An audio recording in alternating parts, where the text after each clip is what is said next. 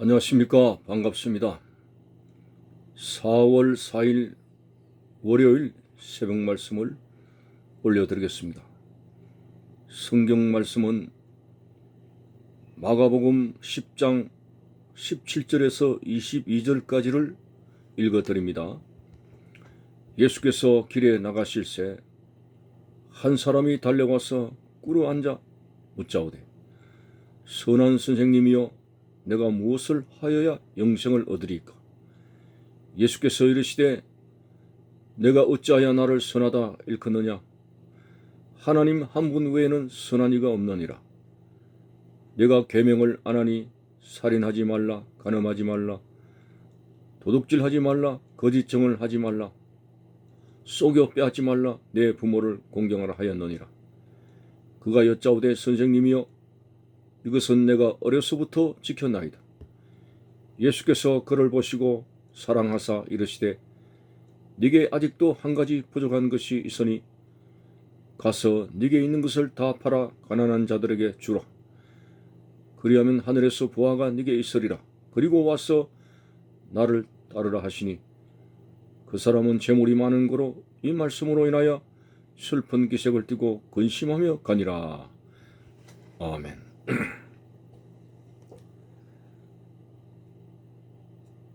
예수님께서 길을 지나가시는데 한 사람이 달려와서 무릎을 꿇고 심각한 질문을 하게 되었습니다. 선한 선생님이여, 내가 무엇을 하여야 영생을 얻으리까? 영생을 구하는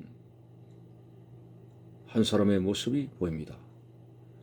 오늘 마가복음에서는 그저 막연하게 한 사람이라고 되어 있지만은 다른 공관 복음서에는 부자 청년이라고 나와 있습니다. 이 부자 청년은 젊었을 때에 돈을 많이 벌어서 부자로 명성이 난 것 같습니다. 이 청년이 예수님 앞에 다가와서 무릎을 꿇었다고 하는 것은 아주 간절하고 심각하게 예수님께 부탁을 드리는 것이죠. 어떻게 하여야 영생을 얻겠습니까? 영생을 구하는 측면에서는 대단히 지혜로운 청년이었다, 이렇게 볼 수가 있죠. 당시에 유대인들은 세상의 부귀영화를 구하고 땅의 것을 구하는데 반해서 제법 이 청년은 수준 높게 어떻게 하면 영생을 얻을 수 있습니까? 라고 요청을 한 겁니다. 자, 예수님께서는 네가 계명을 안 하니 살인하지 말라, 간음하지 말라, 도둑질하지 말라, 거짓 증언하지 말라, 속여 빼앗지 말라, 내 부모를 공경하라 하는 계명을 들었습니다. 오늘 이 청년이 예수님 앞에 나와서 영생을 구한다는 주제는 좋았습니다마는, 그러나 가만히 이 본문을 보니까 영생을 구하게 되는 이 청년의 동기가 바로 세상 욕심이었습니다. 그는 가만히 생각해 보니까 인생은 짧다는 거죠. 이렇게 내가 젊을 때에 많은 재산을 축적하고 노후가 보장된다고들 말을 하지만은, 그러나 인생은 짧다. 좀 천년만년 영원히 내가 가지고 있는 것을 누리고 싶다 라고 하는 것이죠. 자, 그래서 이 청년이 영생을 구하는 동기는 자신이 가지고 있는 세상 욕심을 영원히 누려보겠다는 것입니다. 제가 서두에 말씀드린 대로 영생을 구한다는 그 자체는 유다인들처럼 세상 부귀영화를 구하는 면하고는 다르다고 생각했는데, 이 청년도 마찬가지였습니다. 아주 더 유다인들보다 더한 사람이 아닌가. 영생을 구하는 동기가 세상의 것을 버리고 하나님의 뜻을 따라서 살며 영원한 하나님의 나라를 갈구하는 그런 내용인 줄 알았는데 그게 아니었습니다. 자기가 지금 누리고 있는 이 세상 욕심에 대한 부요함을 죽지 않고 영원히 누려보고자 하는 엄청난 욕심을 가지고 주님 앞에 요청을 했던 것입니다. 고린도전서 15장 50절에는 혈과 육은 하나님의 나라를 이어져 받을 수가 없다고 했고, 썩는 것은 썩지 아니하는 것을 유업으로 받을 수 없다고 말을 했습니다. 그 청년이 가지고 있는 세상 욕심을 가지고 하나님 나라 영생에 들어간다? 그것은 결코 있을 수 없는 일이죠. 영생의 나라, 하나님의 나라에 들어가기 위해서는 오히려 세상 욕심을 버리고 그 욕심을 마음을 비워야 된다는 전제 조건이 있습니다. 욕심이 잉태한 적 죄를 낳고 죄가 장성한 적 죽음이 되느니라 했는데, 그 아무리 젊을 때 많은 부를 축적하더라도 그 세상의 부귀영화는 결국은 죽음으로 돌아가는 썩는 것이었습니다. 썩는 것은 결코 썩지 아니하는 나라를 유업으로 받을 수 없다고 바울은 그렇게 말을 했습니다. 그리고 이 청년의 삐뚤어진 생각이 또 하나 있습니다. 어떻게 하여야 영생을 얻을 수 있습니까? 어떻게 하여야? 한마디로 행위 중심입니다. 세상에 많은 돈을 가지고 가난한 자들의 기부해가면서 선한 행위를 많이 해야 영생을 얻을 것으로 생각하고, 그는 어떻게 하여야 영생을 얻을 수 있습니까? 라고 행위에 대해서 강조를 하며 예수님 앞에 다가왔습니다. 그리고 예수님에 대한 칭호를 선한 선생님이여 라고 한 것을 보니까 그가 영생을 얻는다고 생각하는 것은 선을 많이 행해야 들어간다는 생각을 했고, 그리고 예수님을 저분은 선에 대해서 무엇을 아는 분이다. 그래서 어떻게 하여야, 어떻게 선을 많이 해야 영생을 얻을 수 있을까? 이런 행위 중심의 영생의 취득 방법을 예수님께 물어온 것입니다. 그래서 예수님도 그래, 네가 행위를 어떻게 하여야 영생을 얻는다고 생각을 한 모양이지? 그럼 한번 물어보겠다. 네가 행위로서 살인하지 말라, 간음하지 말라, 도둑질하지 말라, 거짓 증언하지 말라, 속여 빼앗지 말라, 내 부모를 공경하라, 이거 대단히 어려운 율법의 행위를 네가 지켰느냐? 라고 물었더니 이 청년이 자신 있게 말을 했습니다. 선생님이요, 이것은 내가 어려서부터 지금까지 지켜왔습니다. 이게 과장이 될 수 있고 거짓말이 될 수가 있을 것인데, 예수님은 그 청년의 말을 듣고 나서 21절을 보니까 예수께서 그를 보시고 사랑하사라는 기록을 남겼습니다.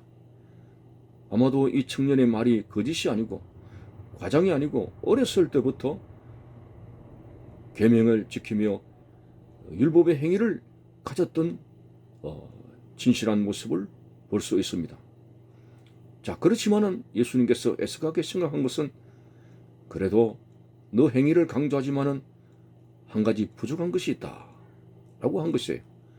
그래서 청년은 내가 이제 그 행위로 말미암아 영생에 바짝 다가간 것이구나, 한 가지만 부족한 것이라고 했으니 길을 기울였겠죠. 자, 그런데 그 한 가지가 지금까지 율법의 행위보다도 더 심각하게 요구하는 행위였습니다. 그것은 다름이 아니라 네가 모아놓은 모든 재산을 가난한 자들에게 나누어 주라. 세상에 충격적이었습니다. 지금 그가 열심히 계명을 지켰던 이유도 행위를 통해서 무언가 영생하는 나라로 들어갈 수 있는 추상적인 개념을 가졌습니다. 오직 그가 가지고 있는 모든 세상의 욕심을 가지고 그대로 영생 얻기를 구했던 것입니다. 그런데 충격적으로 네가 가지고 있는 모든 세상 욕심, 네가 가지고 있는 모든 재물을 가난한 자들에게 나누어 주라. 그리고 빈몸으로 너는 나를 따르라고. 이 한 가지가 부족하다고 하는 것이죠. 사실 이 한 가지는 모든 행위의 본질적인 의미가 들어있습니다. 무슨 말이냐? 너는 행위를 통해서 어떻게 하여야 영생을 얻겠습니까? 라고 다가왔고, 그래서 나는 율법의 행위를 너에게 열거를 했고 너는 다 지켰다고 했지만은, 우리 주님께서 보실 때는 만일 인간이 율법의 행위를 통해서 구원받을 수 있다면 예수님께서 이 땅에 내려오실 이유가 없고, 십자가에서 자신이 몸이 제물이 되어서 어린 양 제물이 되어서 대속의 죽음을 죽으셔야 할 이유가 없다는 것이죠. 적어도 예수님께서 십자가에서 대속의 죽음을 죽으셨다고 하는 것은 인간의 어떤 선한 행위를 통해서도 그것이 천국에 들어갈 만한 자격이 못 된다고 하는 것입니다. 예를 들어서 하나님 나라에 들어갈 수 있으려면 선한 행위를 무게로 따지면 1,000톤을 해야 된다라고 가정할 때, 저는 성경적으로 판단할 때 인간이 아무리 선한 행위를 하더라도 그 선한 행위는 100g 정도밖에 안 나가는 것입니다. 1만 달란트의 금인다 1만 달란트의 그 비율을 통해서도 생각해 볼 수 있듯이, 인간의 선한 행위 그 자체는 천국에 들어가려면 필요한 선한 행위가 1톤에 필요한 것이 1톤이라면 인간의 모든 선한 행위와 금욕과 모든 고행과 그런 것을 총망라해서 100g 정도밖에 안 됩니다.